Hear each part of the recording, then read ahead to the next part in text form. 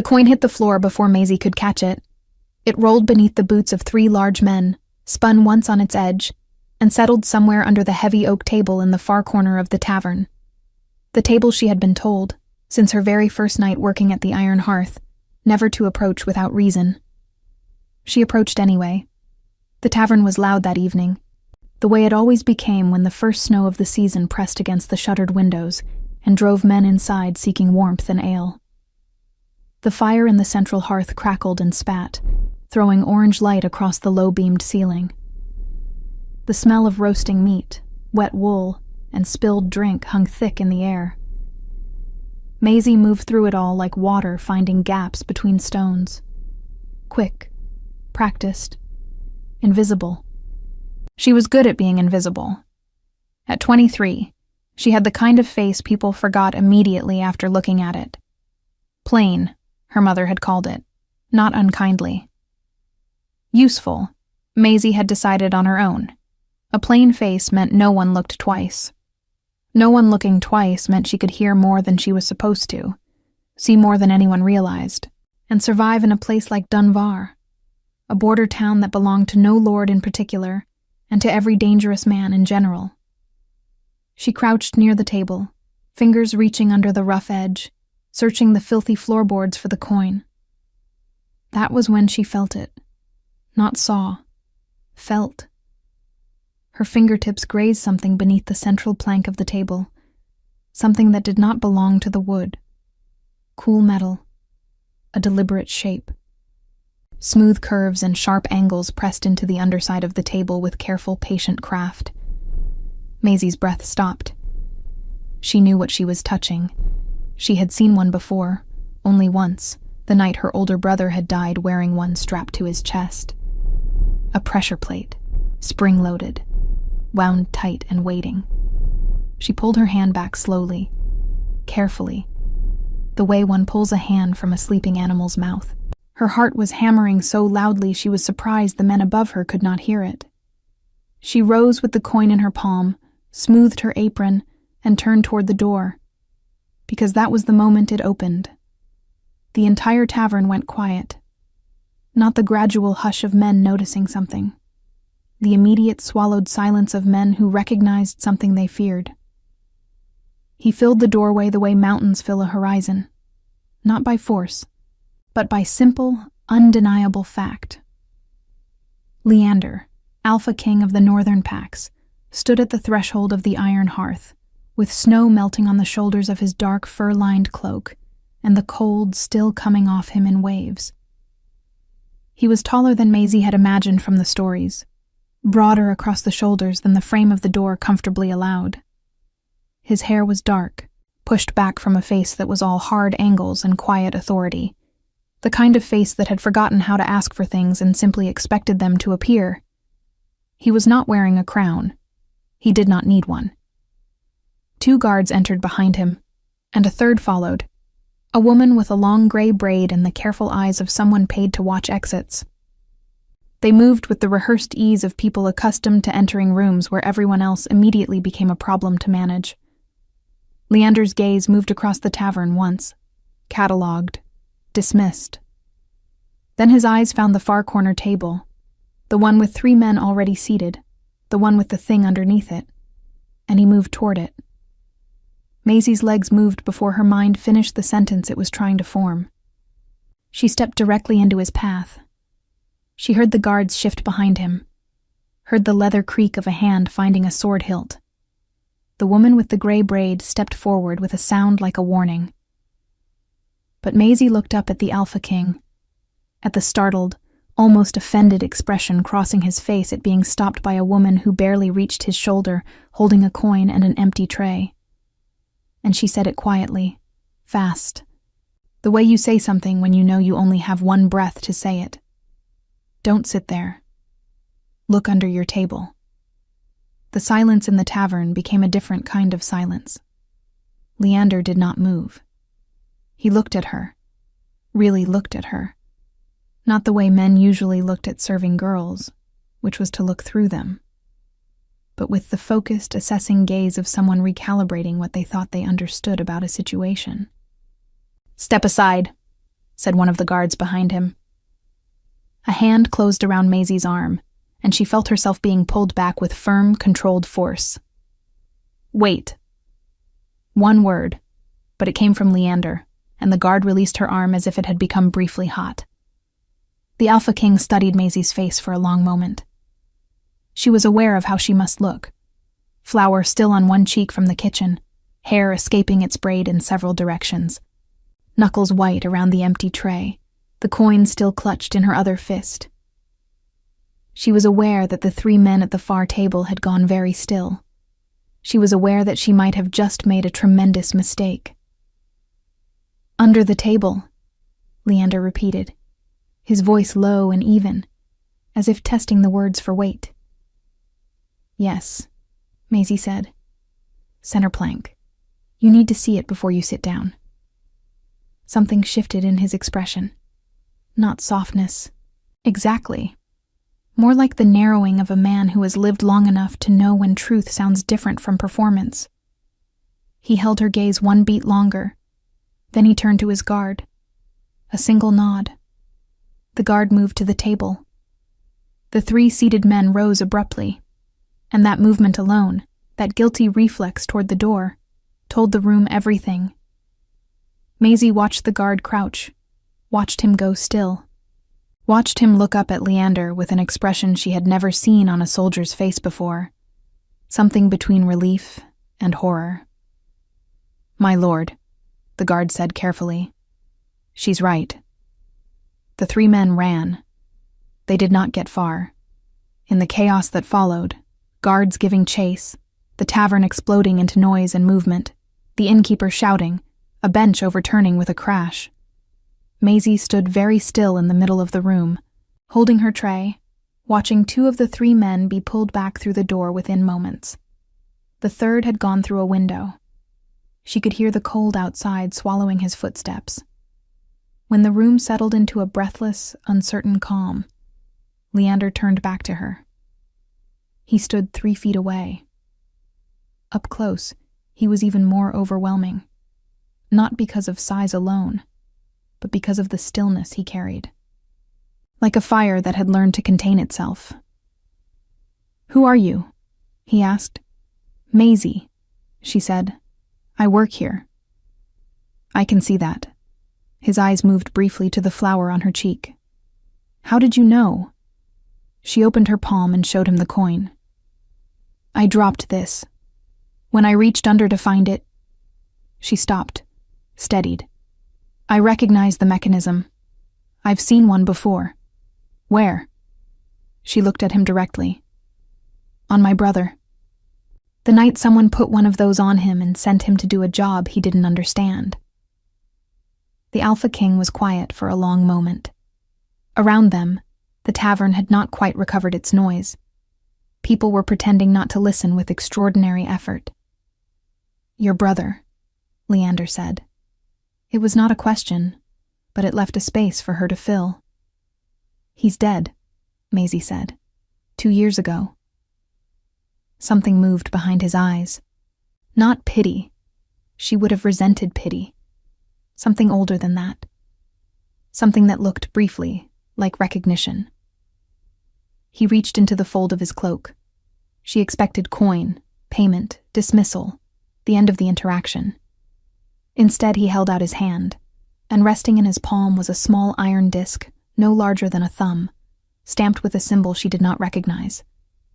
"Keep this," he said. "If anyone troubles you tonight, show it." Maisie looked at the disc, then at him. "Why would anyone trouble me?" "Because," he said quietly, his eyes moving once to the empty chairs where the three men had sat. "Those men now know your face." He said nothing else. He turned, and his guards fell in around him, and the woman with the gray braid gave Maisie one long, measuring look before following her king toward a different table, one that a guard checked first, methodically, on hands and knees. Maisie stood holding the iron disc. Outside, the snow was falling harder now, and somewhere in the dark beyond the shuttered windows, one man was still running, and he knew exactly who she was. Maisie did not sleep. She lay on her narrow cot in the room above the kitchen, listening to the wind press itself against the shutters, and stared at the ceiling until the darkness above her began to separate into gray shapes, and the gray shapes became the rough wooden beams she had memorized long ago. The iron disc sat on the small table beside her, catching no light, because there was none to catch. But she knew it was there. She could feel it the way you feel a stone in your boot. Small, persistent, impossible to ignore. She thought about the 3 men. She had recognized 2 of them before the chaos, though she had not said so to Leander. They were not strangers to Dunvare. One, a heavy-set man with a scar running from his left ear to the corner of his mouth, had been coming into the iron hearth for nearly a month. Always the same table, always the corner, always ordering the cheapest ale and nursing it for hours. Maisie had assumed he was waiting for work. Men like that were always waiting for work in a border town. She understood now what kind of work he had been waiting for. The second man she knew only by sight, from the market, a thin-shouldered figure who sold furs and kept his eyes down. He had never looked like a threat. That, she supposed, was the point. The third man, the one who had gone through the window, she had not recognized. But she had seen his hands clearly in the moment before he fled. Steady hands, unhurried. The hands of someone accustomed to violence the way a carpenter is accustomed to wood. Those hands were still out there somewhere, in the snow, belonging to a man who now knew her name and her face. When the kitchen fire was lit below, and she smelled the first smoke of the morning curl up through the floorboards, Maisie rose, dressed in her heaviest skirt and woolen overdress, pulled her boots on over 2 pairs of stockings against the cold, and went down to begin her day. Dunvar did not pause for dramatic events. The market opened, the bread was baked, the horses were fed, and the ordinary machinery of survival ground forward regardless of what had happened the night before. Maisie carried trays, refilled cups, swept ash from the hearth, and moved through her morning the way she always moved, efficiently, quietly, without drawing attention. But she noticed things. There were more of Leander's men in the town than there had been yesterday. She spotted 4 of them near the market gate, cloaked but watchable if you knew what to look for. The way they stood, weight evenly distributed, backs always toward a wall. 2 more were at the well. One sat alone in the corner of the iron hearth nursing tea that had long gone cold, reading nothing, watching everything. She brought him fresh tea without being asked. He looked up, surprised by the gesture, and she saw that he was younger than she had thought. Perhaps not much older than herself, with dark circles under his eyes that suggested he had not slept either. "Thank you," he said. "You've been here since dawn," she said, not unkindly. "You should eat something." He looked at her with the careful expression of someone who had been told to be careful about her. "You're the girl from last night." "Maisie," she said, "and yes." "Corin," he said, after a brief pause that felt like a decision being made. "I'm one of the king's men." "I know." She set the tea down. "Is he still here, in Dunvar?" Corin's expression became guarded again. I'm not asking so I can find him," Maisie said patiently. "I'm asking because the man who went through the window last night didn't go far in that snow. He's still somewhere close. And if your king is still here, that matters." Corin looked at her for a long moment. Then he wrapped both hands around the warm cup. "He's still here," he said quietly. "He doesn't leave until the matter is resolved." Maisie nodded. She picked up her tray and turned to go. "He wants to speak with you again," Corin said to her back. "This morning, if you're willing." She stopped. "If you're willing." An interesting choice of words. For a king's man speaking about a king's request. She turned back. "Where?" The room Leander had taken at the iron hearth was the best one. Though in a place like this, that meant only that the window fit its frame, and the fire had been recently cleaned. Maisie knocked, and the door was opened not by Leander, but by the woman with the gray braid, who looked at Maisie the way one looks at an arithmetic problem that refuses to come out correctly. "I'm Senna," the woman said. "I advise the king. Sit down." There was only one chair that was not occupied by maps or documents, and Maisie took it. Senna remained standing. Leander stood at the window with his back to both of them, looking out at the snow-covered street below. The room smelled of pine resin, candle wax, and cold stone. A sword leaned against the wall near the bed, its scabbard plain and dark. There was nothing decorative in the room, no display of wealth or rank, just the tools of a man who traveled with purpose. "The mechanism under the table," Leander said without turning. "You said you recognized it. I want to understand what that means." Maisie folded her hands in her lap. "My brother Eden was 20 when he died. Someone paid him to carry a message to a minor lord 3 valleys east of here. Told him it was a trade dispute. Told him he would be paid well for simple delivery." She paused. The message was strapped to his chest in a locked box. The lock was the mechanism. When the lord opened it— "Enough," Senna said. Not harshly. More like someone stopping themselves from hearing the rest. "The people who built that," Leander said, turning at last from the window, "are not common mercenaries. They are precise, patient. They do not waste resources on simple murder." He looked at Maisie steadily. "They wanted me specifically at that table, without my guards near enough to matter. That takes planning. Weeks, likely. Someone inside my court told them my route." The room was very quiet. "You're telling me this because—" Maisie began. "Because you are now part of this," Senna said, not without sympathy. "Whether you intended to be or not, the man who escaped last night, his name is Davin. We know him. He is not the kind of man who forgives an interference."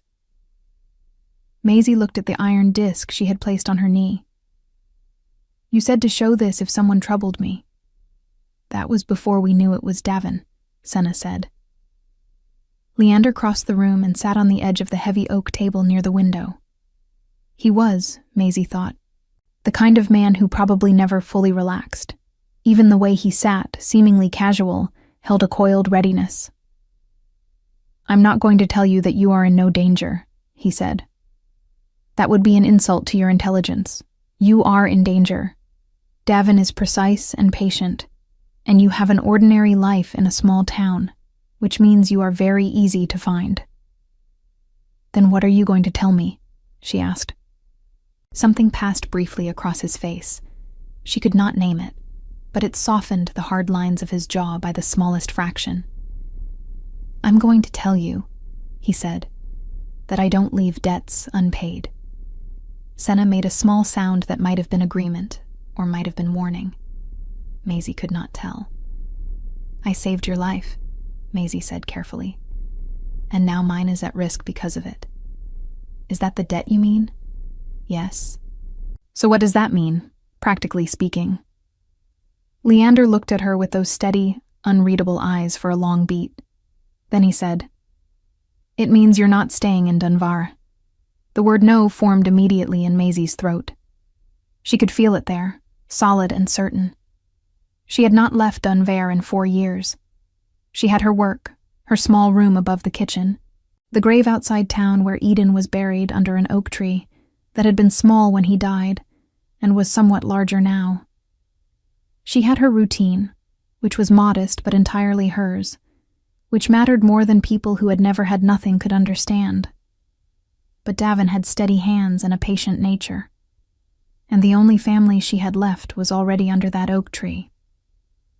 She looked at the iron disc. "Where?" she asked. Before Leander could answer, Corin appeared in the doorway, and his face told the room everything before his words did. "My lord," he said, breathing hard. "They found Davin's camp at the edge of the tree line. He was gone." A pause. "But he left something." Senna was already moving toward the door. What did he leave? Leander asked very quietly. Corin looked at Maisie. A drawing, he said, of her. They left Dunvar before the town was fully awake. Maisie had been given 20 minutes to gather her things, which turned out to be enough time because her things fit inside a single canvas bag, 2 changes of clothes, a wool blanket she had owned for years and refused to leave behind, a small knife her brother had given her, and the last letter Eden had written before he died. Folded so many times the paper had grown soft as cloth along the creases. She did not say goodbye to the innkeeper, because the innkeeper was not the kind of man one said goodbye to. She left the coin she had dropped the night before on the kitchen table, because it seemed important to finish that small thing properly. She did not look back at the town as the horses moved north. The party was 7 in total: Leander, Senna, Corin, 3 guards whose names Maisie did not yet know, and herself, seated on a chestnut mare that was considerably more horse than she was accustomed to. The road north cut through pine forest so old and dense that even the snow could not fully reach the ground beneath it, the great trees holding the white weight in their arms like something precious. The air smelled of pine resin, and cold, and distance.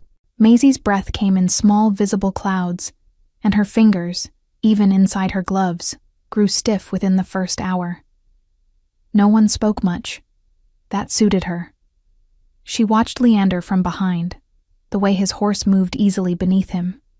A massive dark animal that matched its rider in temperament, deliberate and unhurried.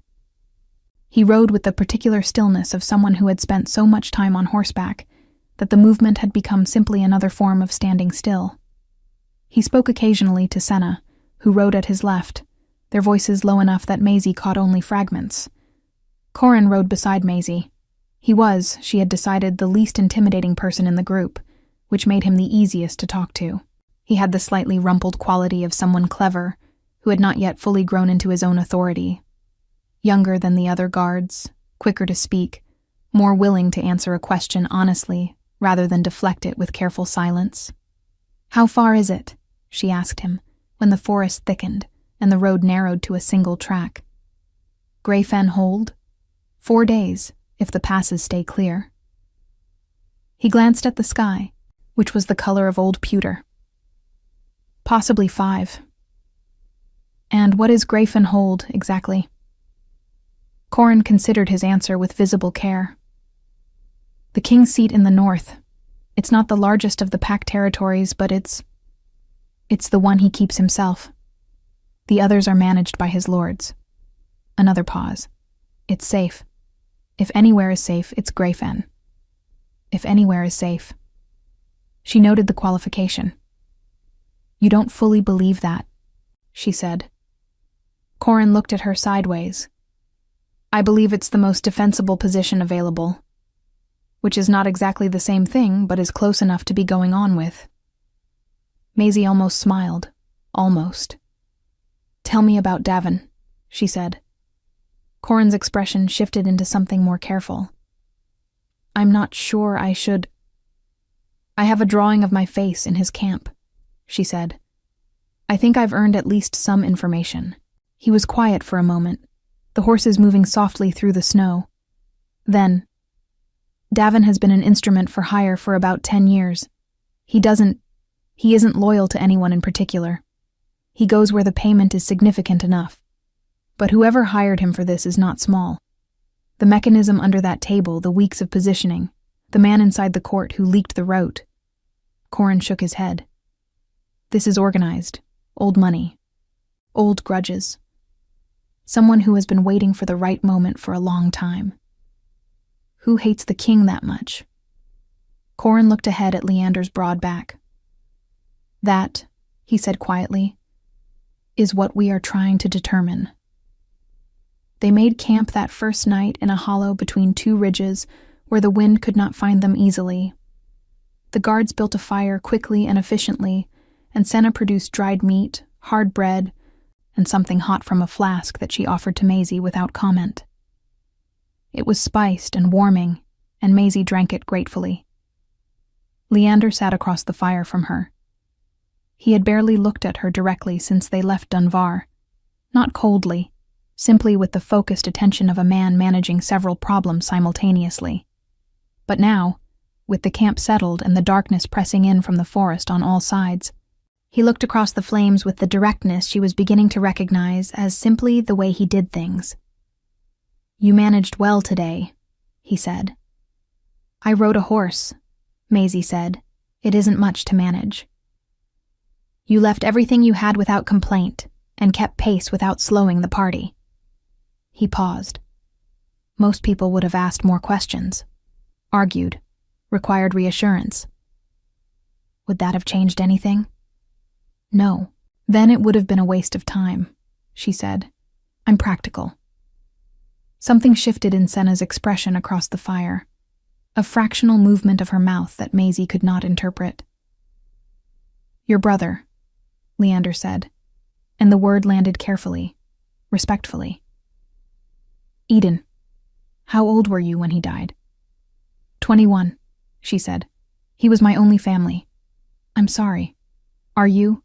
she asked, not aggressively, genuinely curious. He looked at her steadily. "Yes." She believed him, which surprised her slightly.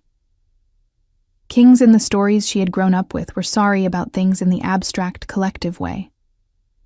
Sorry about losses the way one is sorry about weather. This was something quieter than that. "Were you close?" he asked. "He was the only person who knew me well and liked me anyway," she said. "So, yes." The fire crackled. Somewhere far in the dark forest, something moved through snow with the patient heaviness of an animal that knew exactly where it was going. Leander was quiet for a long moment. Then, "That is not a small thing to lose." "No," Maisie agreed. "It isn't." It was Senna who came to her bedroll later that night, when the fire had burned low and the guards had settled into their rotations. The older woman moved quietly for someone of her age, and she crouched beside Maisie with the direct efficiency of someone who had made a decision about something. "You're not afraid of him," Senna said. It was not an accusation. "Should I be?"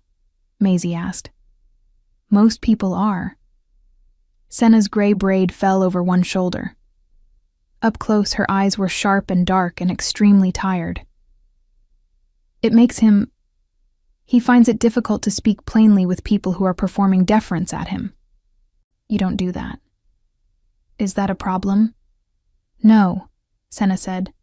"It is, in fact, somewhat useful. There is something you should understand about Leander." She paused, choosing. "He has been Alpha King for 11 years. In that time there have been 4 attempts on his life. This was the 5th. Each attempt has been more sophisticated than the last. Someone is learning from their failures."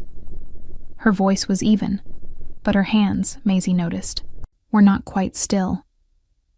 "He does not tell people he is afraid, but I have advised him long enough to know that he understands the arithmetic of how many attempts a man can survive before one succeeds."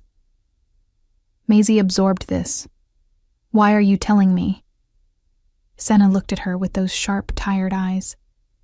"Because you are the first person in 4 years who has done something for him without being asked, without payment, and without expecting anything in return. And because I want you to understand who you are traveling with before you decide what you think of him." She rose smoothly. Then she stopped.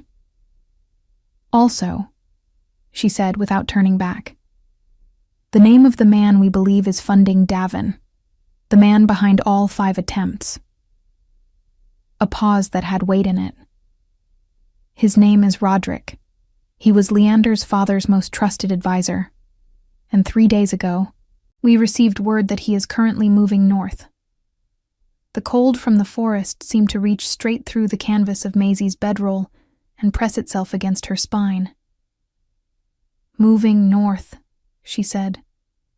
"Toward Grayfen," Senna confirmed, "which means we are not simply traveling away from danger." She finally looked back, and her expression was the most honest thing Maisie had seen since the whole thing began. "We are traveling toward it." They arrived on the 5th day, as Corin had predicted. The pass had been difficult, a full day of narrow track with the mountain pressing in from one side, and nothing but gray air on the other, the horses moving carefully, single file, while the wind came off the peaks with a particular cruelty that found every gap in a cloak and every seam in a boot. Maisie had not complained. She had tucked her chin into her scarf, kept her eyes on the track, and thought about nothing in particular, which was a skill she had developed over 4 years of difficult winters in Dunvar, and which served her well now. When Grafenhold finally appeared through the tree line, it was nothing like the castles and the stories Eden used to tell her, those pale towers and gleaming gates of places that existed to be looked at. Grafen was built to endure. Dark stone, heavy and deliberately low, fitted into the slope of the mountain like something that had grown there rather than been constructed. Its walls were thick and unadorned. Its gate was iron and oak, and opened without ceremony at the sight of Leander's approach. The courtyard inside smelled of horses, smoke, pine, and the particular sharpness of a place that had been cold for a very long time. People emerged, stable hands, a steward, 2 women who moved with the authority of those who ran the actual machinery of the hold. There were also wolves, 3 of them, large and dark, who came from somewhere inside the courtyard and pressed themselves briefly against Leander's legs with an ease that made Maisie stop walking entirely. Corin appeared beside her. "They're bonded to him," he said quietly. "They've been here since he was young. Don't worry. They'll decide about you in their own time." One of the wolves looked at Maisie. Its eyes were amber, steady, and deeply unsettling in the particular way of an animal that is evaluating something and making no effort to pretend otherwise. "Wonderful," Maisie said softly. She was given a room 2 floors up, small but solid, with a window that looked out over the valley below the hold. The stone of the walls was cold to the touch, but the fire the steward's girl built in the grate was generous, and by the time Maisie had changed into dry clothes and sat before it, the shaking in her hands had almost stopped. She spread her wool blanket across the bed, set Eden's letter on the small shelf beside the window, and sat for a long moment doing nothing except being warm. Then she went to find Corin, because sitting still had never been something she was good at, and there were things she needed to understand. She found him instead with Senna and 2 of the guards in a stone room off the main hall, a room with a long table covered in maps, papers, and the careful disorder of people working. Corin looked up when she appeared in the doorway, and something in his expression said he was not entirely surprised. "Maisie," he said. "Tell me about Roderick," she said. Senna, who had her back turned, did not turn around. "Close the door." Maisie closed it. Senna turned then. She looked older in the lamplight of this room than she had on the road, and she looked for just a moment, genuinely weary in a way that had nothing to do with the journey. "Roderick served Leander's father for 30 years, she said. "When the old king died, Leander was 19. Roderick expected to continue in his position, to advise the young king, to guide him, to control him." She paused. Leander was not guidable.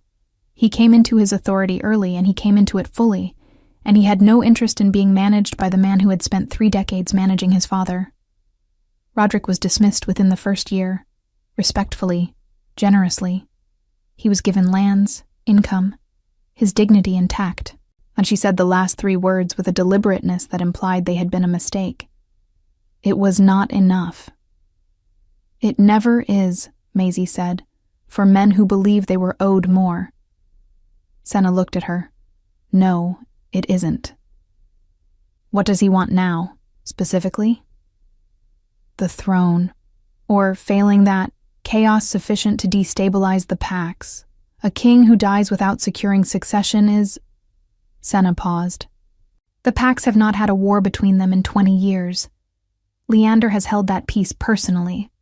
Remove him, and the fractures reopen." "So it isn't only about killing Leander," Maisie said slowly. "It's about what happens after." "Yes," Senna said. Which is why each attempt has been designed not just to kill, but to be unattributed. A king who dies in a tavern from a mechanism that could belong to anyone. Investigations take time. In that time, things move. Maisie looked at the maps on the table. Several locations were marked in red, a trail of them, moving steadily northward like the progress of something patient and inevitable. That's Roderick's route, she said. His last reported position was here. Corin pointed to a mark 2 days south of Grayfen. Moving with a small party, which is interesting. Because? Because a man mounting an assault brings soldiers. A man moving with a small party is either running away, he paused, or attending a meeting. The room was quiet for a moment. Someone inside the hold, Maisie said. No one denied it. She did not mean to find Leander alone. She was looking for the kitchens. She had not eaten since the morning, and the smell of bread from somewhere below had made itself impossible to ignore. And she took one wrong turn in the hold's dark corridors and found herself instead at the entrance to the great hall, where Leander sat at the long table alone with a cup he was not drinking from and the particular stillness of a man who had sent everyone away on purpose. She nearly backed out. He looked up before she could. The kitchens are the other direction, he said. I suspected as much after the third wrong turn, she said. He looked at her for a moment. Then he gestured briefly, at the bench across the table. She sat. The great hall was cold despite the fire at its far end, too large a space to be truly warmed. The mounted antlers above the mantel threw branching shadows across the stone ceiling. The table was old oak, dark with age, and she could feel its weight simply by resting her hands on it. How much did Senna tell you? He asked. Enough. Enough to be frightened? Enough to be useful, she corrected. Being frightened doesn't particularly interest me. He looked at her with an expression she was beginning to be able to read. That particular quality of attention that meant he was adjusting something internally, resettling his understanding of something. You're angry, he said. She blinked. I'm not. You are, he said simply. Not at me. Or not entirely. But there is anger in the way you hold yourself right now. Maisie looked down at her hands on the old oak table. She thought of Eden's letter on the shelf upstairs. Soft along the folds. Read so many times she could recite it. She thought of the mechanism. Of the locked box. Of a 20-year-old boy who had not known what he was carrying.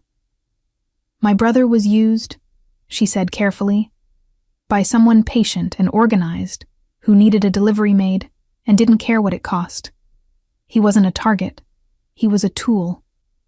She paused. Roderick's people, or people like them, turned my brother into a weapon he didn't know he was carrying. And 2 years later, I found the same mechanism under a table in a tavern in a border town. She looked up. So yes, there is some anger. Leander was very still.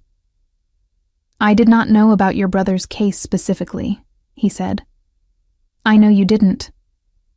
But mechanisms like that one, we have attributed 6 deaths to that same design over the past 4 years. His voice was even, but something underneath it was not. 6 people used the way you described. None of them the actual target. All of them. Tools, Maisie said. Yes.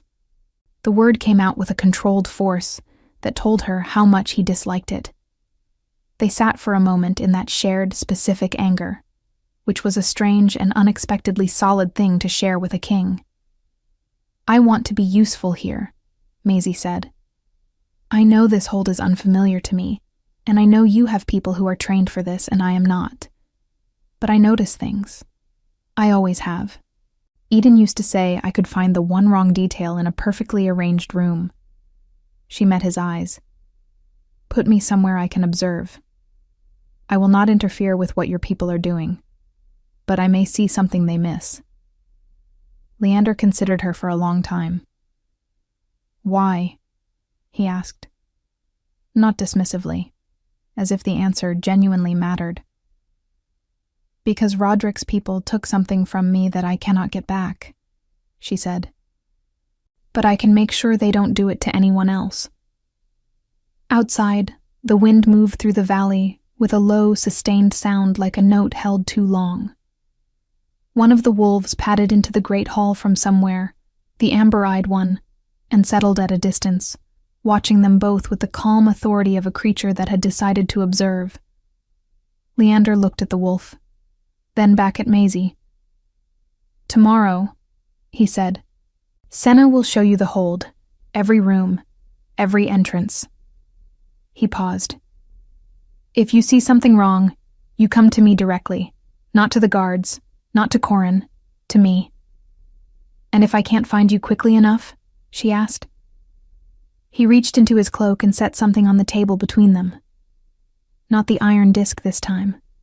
A small carved bone whistle on a cord, plain and old, the bone worn smooth with handling.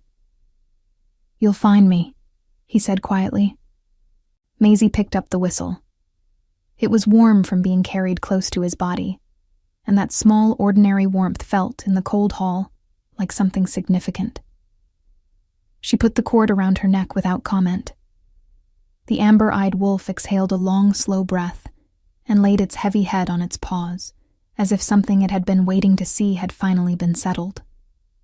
The next morning, moving through the hold at Senna's side, learning its corridors and storerooms and the particular geography of its silences, Maisie found the thing that was wrong. It was small, easy to miss. A door that should have been locked, in a storage room off the eastern corridor, locked every night according to Senna, who said so with the confidence of someone who had checked it personally for years. The lock was intact, the door was locked. But the hinge pins on the door's right side had been recently oiled. Not cleaned, not maintained. Oiled specifically. The excess wiped carefully, but not carefully enough.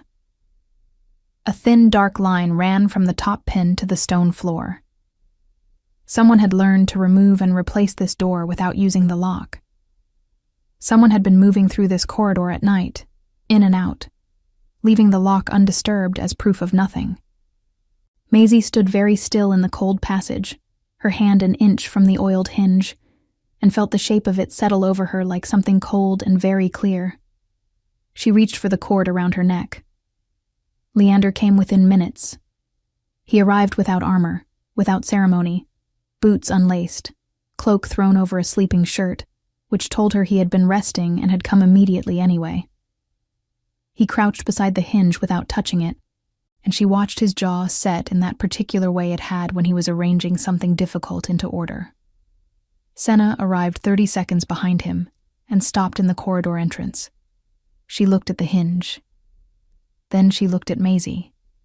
Something moved across her face that Maisie could not name. "I checked this door yesterday morning," Senna said. Her voice was very controlled. "I know," Maisie said. "The oil is newer than yesterday morning." Leander rose. He looked down the eastern corridor, long, stone, 2 oil lamps burning low at its far end, casting more shadow than light. Then he looked at Maisie. "Last night," he said. "Yes." "While we were—" He stopped, recalibrated. "While I was in the great hall with you." The three of them absorbed this together. Someone had moved through this door while Leander was occupied, and his guards were positioned at the main entrances. While Maisie was sitting across a table from him, talking about useful things and borrowed whistles, someone had been moving through the hold's eastern corridor in the dark. "They know the rotations," Karan said from behind Senna. He had appeared silently, still pulling on his jacket, called by some signal Maisie had not noticed. "They've been watching us long enough to know exactly when the eastern passage is unwatched." "Not they," Leander said, very quietly. "Someone who lives here." The word here settled into the cold stone around them like water finding cracks. It took Senna 4 hours. Maisie did not participate in the investigation. She was not asked to, and she understood why. She went to the kitchens, finally, and ate bread and hard cheese by the kitchen fire, while the hold moved around her with the careful, controlled urgency of people who were looking for something and did not want anyone to know they were looking. She watched the kitchen staff move through their morning. The cook, a large woman named Berta, who asked no questions and offered a second cup of something hot without prompting. 2 young girls who peeled vegetables with their heads together, whispering. An older man who brought wood in from the courtyard 3 times, which was once more than the fire required. The 3rd time he came in with wood, he looked at Maisie. Not the ordinary glance of a servant noticing a stranger. Something more deliberate. Something that lasted a half-second too long and then pulled away too quickly. Maisie kept her hands around her cup. She kept her face entirely ordinary. She counted to 30 after he went back out, and then she rose, thanked Berta for the bread, and walked out of the kitchen in the opposite direction, through the main hall, and found Corin at the foot of the stairs. "The woodman?" she said, low and even. "Who is he?" Corin's eyes sharpened. "Pell. He's been at Grayfen for 6 years. "He looked at me," she said. "He knows who I am. And he went outside just now. He shouldn't need more wood for at least an hour." Coran was already moving. They found him at the eastern wall. Not fleeing. That was the first thing Maisie noticed. He was standing at the wall's edge, in the cold morning air, and he was not running. He was waiting. He had a small folded paper in his hand, and he was waiting for something on the other side of the wall to collect it. Coran's voice, when it came, was very quiet. "Pell." The man turned. He was perhaps 50, weathered, with the permanently resigned expression of someone who had spent a long time making peace with bad decisions. He did not try to run. "How long?" Leander said, from behind Corin. He had come silently, without Maisie hearing him approach, and his voice was the voice of someone who already knew the answer and was asking only to be certain. 8 months, Pell said. He looked, Maisie thought, profoundly tired. He offered money for the girls, my daughters. They're in the south. There was debt. I had no... He stopped, pressed his mouth closed. I never knew about the attempts. I only passed messages, patterns, schedules. The route to Dunvar, Leander said. Pell's eyes closed. Yes, the meeting point, where he is now. Pell looked at the paper in his hand. He held it out without speaking, and Corin took it. Leander said nothing else to him. A guard came from inside, and Pell went without resistance. Not the resistance of innocence, but the particular lack of resistance of a man who had reached the end of carrying something very heavy and found relief, even now, in setting it down. Maisie stood in the cold courtyard and watched him go. She thought about debt, about daughters in the south, about a man who had made one terrible choice and then could not find his way back from it through 8 months of smaller, terrible choices. She thought about Eden, who had made no choice at all and died for someone else's plan anyway. She did not feel triumph. She felt the cold and the weight of it, and the complicated particular sorrow of a world where people were turned into instruments against their will, and sometimes with it. Leander came to stand beside her. He was looking in the direction Pell had been taken. His daughters, Maisie said. Can they be helped? He looked at her. Yes, he said. The debt will be settled. And then, more quietly, with the tone of a man making a promise, rather than an announcement, it will be settled. She believed him. She was finding, with some consistency, that she believed him, which was not a thing she had expected to find in the company of a king. The paper held coordinates. The meeting Corin had theorized was real. Roderick, 2 days south, at a way station in the pass that Pell had been feeding him information through for months. He was not there to attack.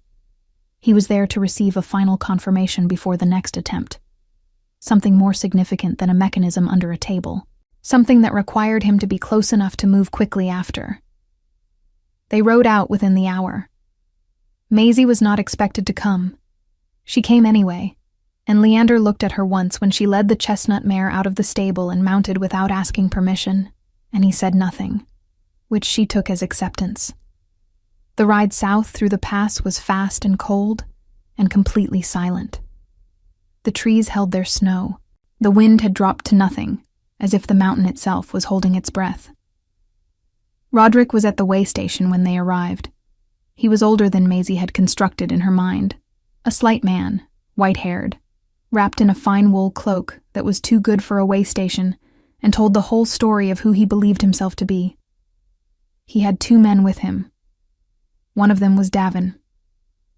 The steady-handed man looked at Maisie across the clearing, and she looked back at him, and neither of them moved. It was over quickly, not violently, or not beyond what was required.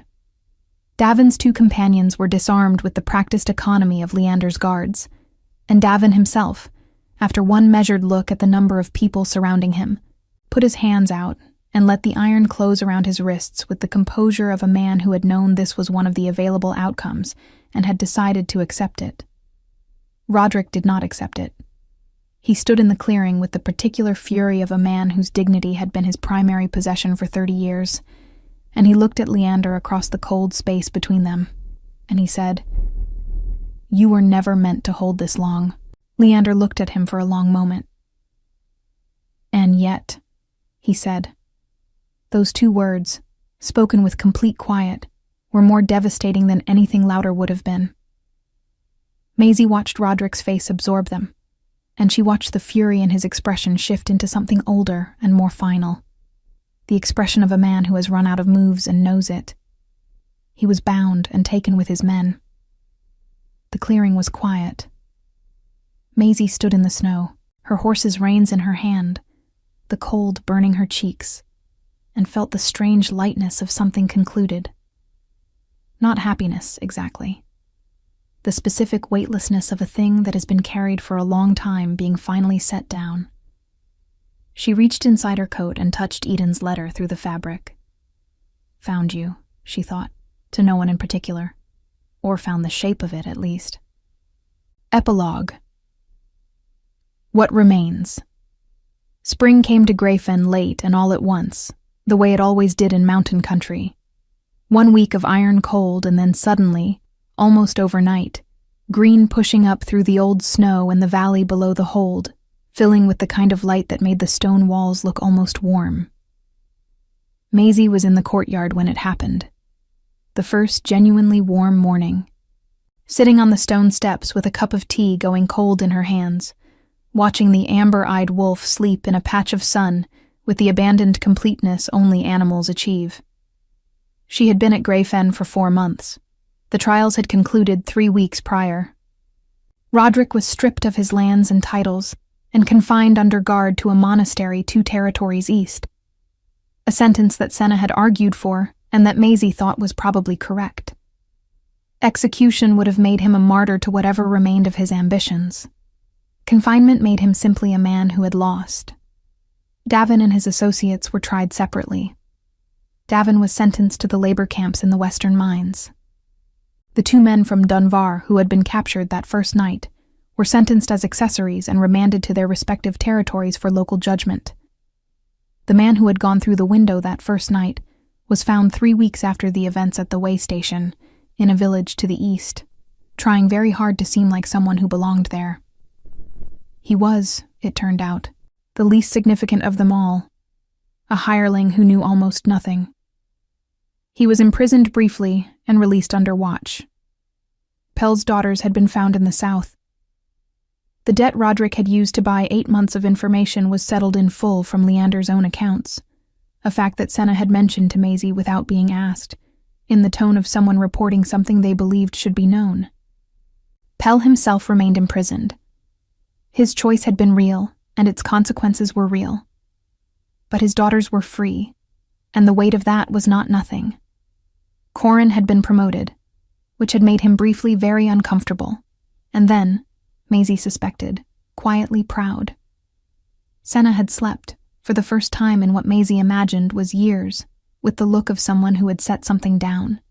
And Maisie. She had written to Dunvar, to the innkeeper, to say she would not be returning. She had not expected the relief that came with sending that letter, not from leaving the place itself, but from the small, deliberate act of choosing. She had spent 4 years in Dunvar surviving, which was not the same as living, and she understood the difference now with a clarity she had not possessed before. She had visited Eden's grave through the letter she kept on the shelf by the window, which was the only way she could visit it from here. She had read it again on the first night of spring, and let herself feel the grief fully and cleanly, the way you let a window open to cold air. Not because cold air is comfortable, but because the room needs it. She had folded the letter along its old soft creases and put it back. He would not be retrieved. He would be carried. There was a difference there, too. She heard Leander's boots on the stone behind her and did not turn. He sat on the step beside her, not at a king's distance, not with any formality, and looked out at the valley below with the unhurried attention of a man who had learned to be still in the morning. "The passes are clear," he said. "I know," she said. "I can smell the change." He looked at her. "You can stay," he said, "if you want to. There is... Senna has suggested a formal role. Observational. Working with the household intelligence. She uses the word asset in a way that I think is meant to be flattering." Maisie almost smiled. "Almost. I am not asking you to stay because of debt," he said carefully. "The debt, what you did in Dunvar, what you saw in the corridor, what you noticed in the courtyard, that has been more than repaid in my judgment. This is something else." She looked at the valley. The light was coming fully now, golden and unhurried, filling the space below the walls the way warmth fills a room that has been cold for a long time. She thought about what it felt like to be somewhere that was not surviving. To sit on a stone step in early spring with a cup of cooling tea and a wolf sleeping nearby, and no particular urgency pressing at her from any direction. She thought about Eden, who had wanted more for her than Dunvar, who had said so, in the letter, in the last paragraph she had memorized without meaning to. "You were always braver than you thought you were, Maisie. You just needed somewhere that deserved it." She looked at Leander. He was watching her with that quiet, complete attention. Not pressing, not performing patience. Simply present in the way she had come to understand, was simply how he was.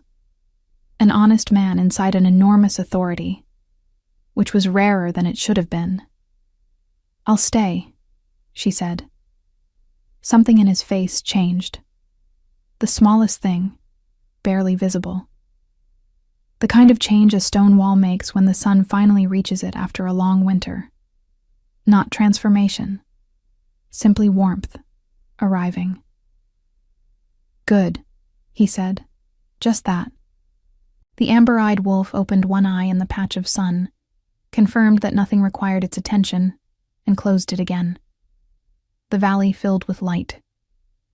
And in the hold above Grayfen, in the small room with the window that looked out over the mountains, Eden's letter sat folded on its shelf. Carried forward, as all important things are, not left behind. This is where the story ends.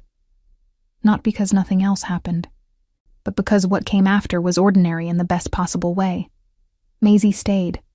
She built something. Leander kept his peace among the packs for many years more, and the woman who noticed the oiled hinge became, in time, the person Senna trusted most to see what others missed. Coran eventually stopped being uncomfortable with his promotion. The wolves accepted Maisie fully, which Senna said took most people a decade, and which had taken her 4 months, and which Senna mentioned in a tone that suggested she found this either remarkable or predictable, and had not yet decided which. Roderick lived out his remaining years in the monastery. He wrote several letters of grievance that were filed and not answered. He died 7 years later, an old man full of old fury, in a warm room, which was better than he had arranged for others. Davin remained in the western mines.